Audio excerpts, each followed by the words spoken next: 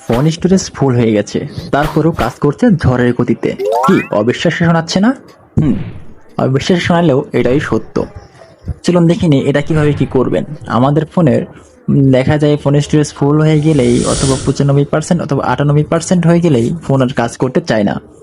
আপনার phone lag করতে পারে গেম খেলতে গেলে, ফোন হ্যাং করে, অ্যাপ ওপেন হতে অনেক দেরি করে। ইটস অনেক অনেক অনেক সমস্যা দেখা দেয় ফোনের মধ্যে, ফোন স্টোরেজ যখন আমাদের ফুল হয়। তো এই সমস্যার সমাধান কীভাবে করবো? আমরা আমাদের এই সমস্যার সহজ সমাধান হচ্ছে রিমুভ অ্যানিমেশনটা অন করে নেওয়া। এর জন্য ফার্স্টে আমাদের যেতে হবে সেটিং অপশনে, বিল্ড নাম্বার 7 বার ট্যাপ করে আমাদের ডেভেলপার অপশনটা অন করতে হবে। তার জন্য আমরা ফার্স্টে মাই ফোনে যাব। আমাদের এক একজনের ফোনে এক এক জায়গায় থাকতে পারে, তো আমরা সেটা খুঁজে নেব। ঠিক আছে, আমরা এইখানে আমার ফোনে দেখুন ভার্সন ইনফো এইখানেই পাবো। আমি এখানে বিল্ড নাম্বার 7 বার ট্যাপ করতে হবে। 1 2 3 4 5 6 7 আমাকে বলছে অলরেডি ডেভেলপার অপশন অন আছে।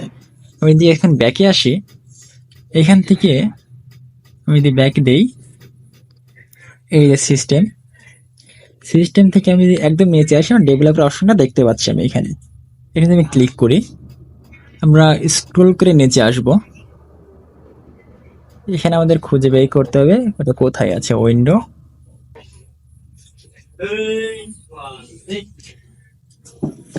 স্ক্রল করে নিচে আসলে দেখতে পাবো আমরা এখানে এই যে এই তিনটা window animation scale, transition animation scale and animator duration scale, এই তিনটাই আমাদের অফ করে দিতে হবে।